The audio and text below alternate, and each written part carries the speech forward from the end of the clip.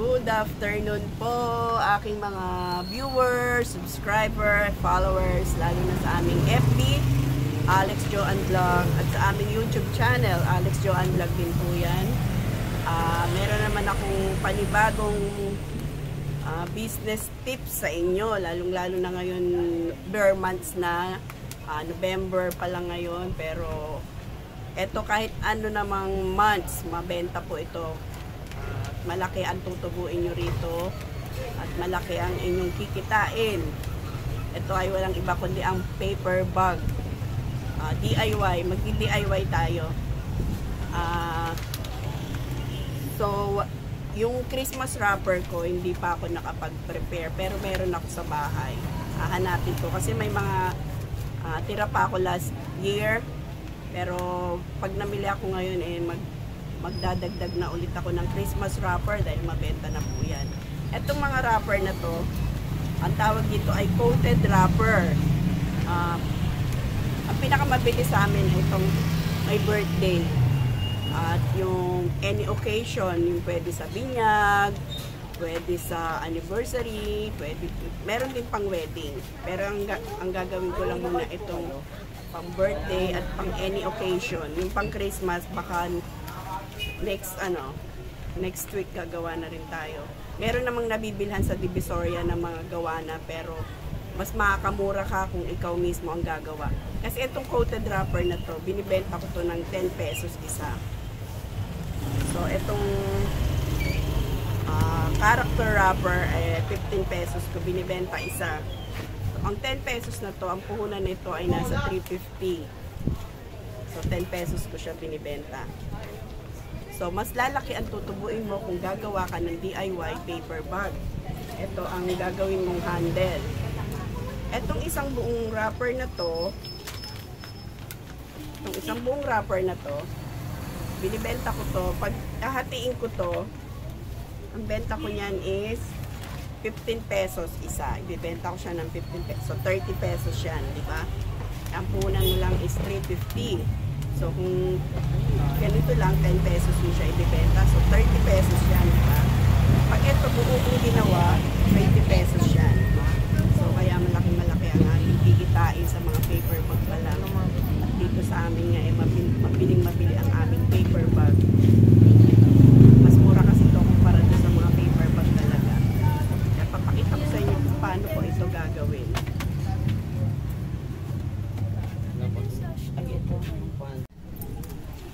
Kailangan mo ng gunting, ng handle, ng scotch tape. Maganda yung ganitong scotch tape. Yan ang mga gagawin ko. Yan ang may mga customer pa tayo. Bente. Bili siya ng ribbon. Ayun kasi may mga paper bag na ako talaga na mga box, parang box paper bag. Ang bentahan ko kasi is 30, 45. Kaya yung iba mas mabili pa ganito dahil mura lang. Ito yung buo.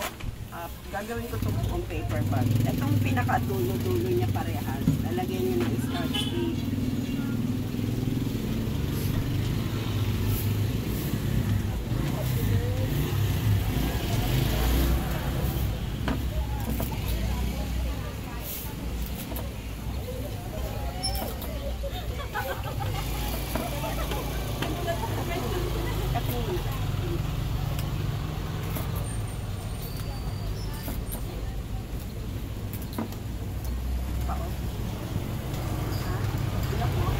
Ay, hindi mo po.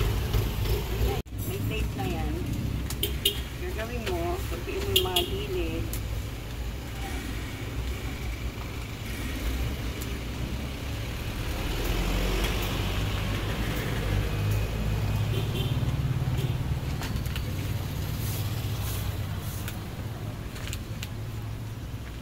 Ang nagturo sa akin dati gumawa nito, tindera ko din, taga Davao.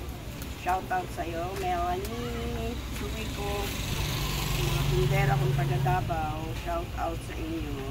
Kay Gemma, kay Tata, kay Ana.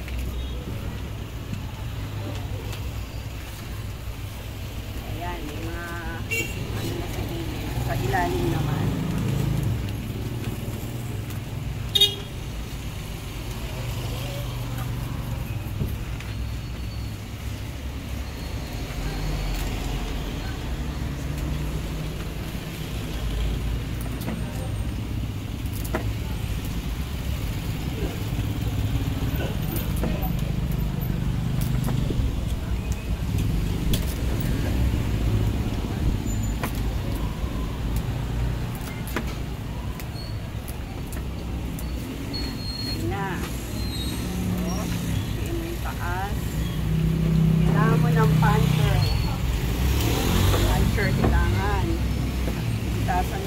ibabaw. Pwede mo lagyan ng handle. Eh, bago. Yan, 80 pesos. Okay na to.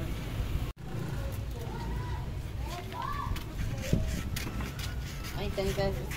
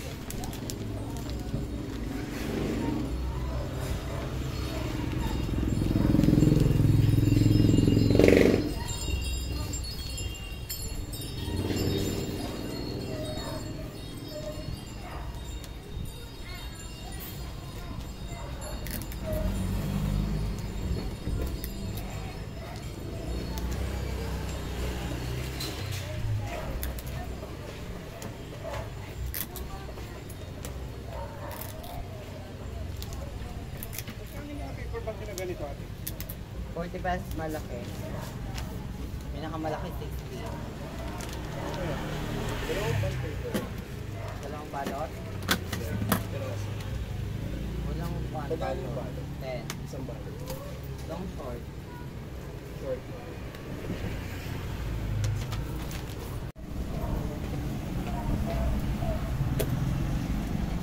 Ito na guys, yung natapos ko.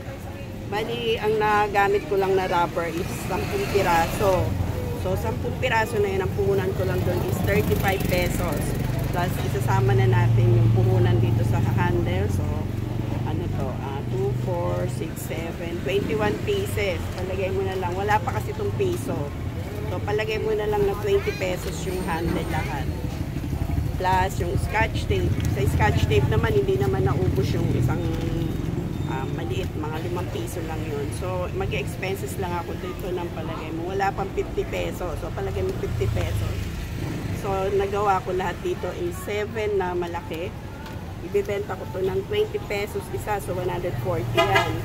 Itong maliliit, bibenta ko ng 15. So, 14 pesos yan.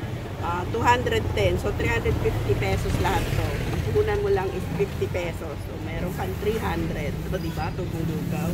Kaya yan lang ang ma-advise ko sa inyo. Ito mga panindang tubong lugaw.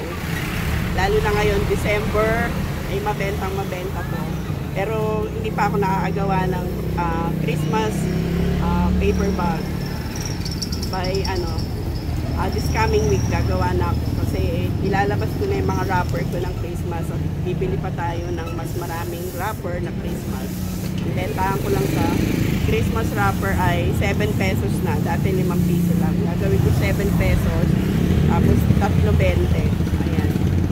Sana may natutunan naman po kayo sa aming content, sa aking topic ngayong araw na to. And more sales sa ating lahat. Bye-bye and God bless. Please don't forget to like, share, and subscribe. Bye-bye.